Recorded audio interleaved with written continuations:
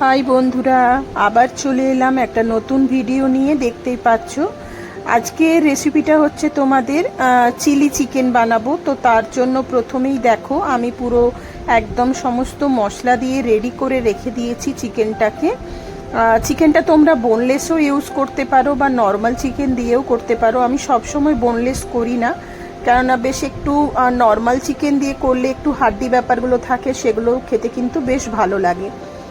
তো এইভাবে কিছুক্ষণ তোমরা রেখে দিয়ে তারপরে পাকোড়াটা বানিয়ে নেবে। পাকোড়াটা কিন্তু এইভাবে বানাবে, দেখো ভীষণ সুন্দর, একবারে লালচে করে ভাজবে।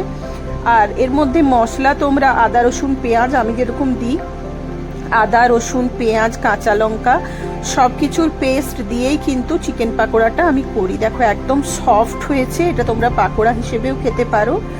আর এই চিলি চিকেন বানানোর জন্য নিয়ে নিয়েছি ক্যাপসিকাম, তোমাদের লাল হলুদ সবুজ ক্যাপসিকাম, তার সাথে পেঁয়াজ, আর এই যাচ্ছে কাঁচা লঙ্কা আর কুচি করা রসুন। তো এইগুলো দিয়েই আমি মোটামুটি বাড়িতে যেটুকু জিনিস থাকে তাই দিয়েই বানানোর চেষ্টা করি। সব সময় তো সব জিনিস বাড়িতে থাকে না, তো যেটুকু থাকে সেটা দিয়েই চেষ্টা করি বানানোর। প্রথমে কড়ার মধ্যে কিন্তু সাদা তেল দিয়ে দিয়েছি, তার মধ্যে রসুনগুলো প্রথমে দিয়ে দিলাম। রসুনগুলো একটু লালচে করে ভাজা হয়ে গেলে তারপরে প্রথমে ক্যাপসিকামগুলো দেবো, কেননা পেঁয়াজগুলো যদি প্রথমেই দিয়ে দিই তাহলে কিন্তু পেঁয়াজগুলো একদম নরম হয়ে যাবে। তো প্রথমে আমি ক্যাপসিকামগুলো দিলাম, ক্যাপসিকামগুলো একটু ভাজা ভাজা হয়ে যাবে। ভাজা হয়ে যাওয়ার পরে তারপরে আমি পেঁয়াজটা অ্যাড করব। তো তোমরা ক্যাপসিকাম আমার কাছে যেটুকু ছিল, যেরকম আজকে যেমন সব রকম ক্যাপসিকামই ছিল, তো সবগুলোই আমি অল্প অল্প করে দিয়েছি। সব সময় সব কিছু বাড়িতে নাই থাকতে পারে, যেরকম থাকবে সেই হিসেবে দিয়েও কিন্তু তোমরা ঘরোয়া পদ্ধতিতেই চিলি চিকেনটা বানাতে পারো। দেখো একটু ভাজা হয়ে যাওয়ার পরে আমি কিন্তু তোমাদের পেঁয়াজটা অ্যাড করে ফেললাম। এবার পেঁয়াজটা অ্যাড করে ফেলার পরে এটা একটু ভাজা হবে ভালো করে, মানে অল্প নরম হবে, খুব বেশি নরম হলে কিন্তু খেতে ভালো লাগে না চিলি চিকেনটা। তো অল্প নরম হওয়ার পরে দেখো আমি টমেটো সস অ্যাড করে দিচ্ছি। এখানে আমি সোয়া সসটা অ্যাড করব না, কেননা সোয়া সসটা না খাওয়া পেটের জন্য মানে শরীরের জন্য অতটা ভালো নয়। সোয়া সসটা দেওয়া হয় এই জন্যই যে একটু কালারটা হবে আর একটু ফ্লেভার হবে, বাট আমি সোয়া সসটাকে অ্যাভয়েড করলাম। একটু ভিনিগার দিলাম আর টমেটো সস দিলাম, এটাই দিলাম একদম পুরো ঘরোয়া পদ্ধতিতে। মানে বাচ্চারা তো ভীষণ ভালোবাসে, আজকালকার দিনের বাচ্চারা দেখবে চিলি চিকেন খেতে খুব ভালোবাসে, তো সেই হিসেবে একদম ঘরোয়াভাবে বানালাম। আর কালারটা আনার জন্য আমি একটু কাশ্মীরি গুঁড়ো লঙ্কা দেবো, তাতে দেখবে একদম পুরো কালারটা কিন্তু চিলি চিকেনের যে কালারটা হয় সেটা চলে আসবে। সেই জন্য আমি একটু কাশ্মীরি গুঁড়ো লঙ্কা দিয়ে দিলাম, মানে তোমাদের সোয়া সসের বদলে আমি এটা দিলাম। সোয়া সসটা আমি কখনোই কিন্তু চিলি চিকেনে দিই না। তো এইভাবে ভালো করে পুরো এটা একটু ভালো করে কষিয়ে নিলাম, দেখতেই পাচ্ছ ভীষণ সুন্দরভাবে।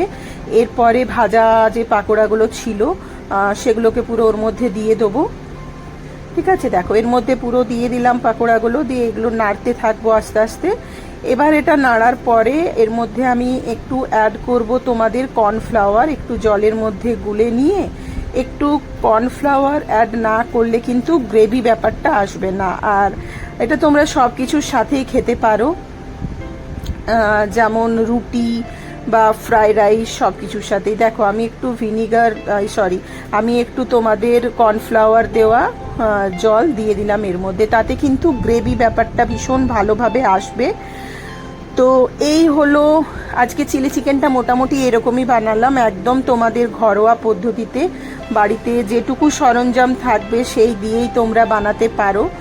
আর এই রকম একদম গ্রেভি ব্যাপারটা চলে এসেছে, দেখো একদম কর্নফ্লাওয়ার দেওয়ার পরে কিন্তু একদম একটু বেশ গ্রেভি ব্যাপারটা এসেছে। ঠিক আছে, তো আজকে কিন্তু চিলি চিকেন একদম রেডি হয়ে গেছে আমাদের।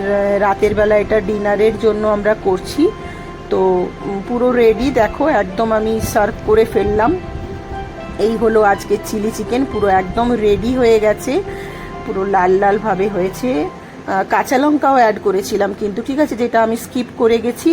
গোলমরিচও স্কিপ করে গেছি, এগুলো কিন্তু তোমরা অ্যাড করতে পারো নাও করতে পারো, যেরকম ঝাল যেরকম ঝাল খাবে সেই হিসেবে করবে। একটু মিষ্টি দেবে, তাহলে ঝাল মিষ্টি দুটোই থাকলে কিন্তু টেস্টটা খুব ভালো লাগে। তো যারা যেরকম টেস্টে খেতে পছন্দ করো সেইভাবে খাবে। আর এই আজকে আমাদের ঘরোয়া রুটি, হাতে বানানো রুটি, তার সাথে এই চিলি চিকেন একদম রেডি হয়ে গেছে খাওয়ার জন্য। তো যাদের ভালো লাগবে, তোমাদের যদি ভালো লেগে থাকে আজকের ভিডিওটা, লাইক করতে, শেয়ার করতে কিন্তু কেউ ভুলবে না অবশ্যই।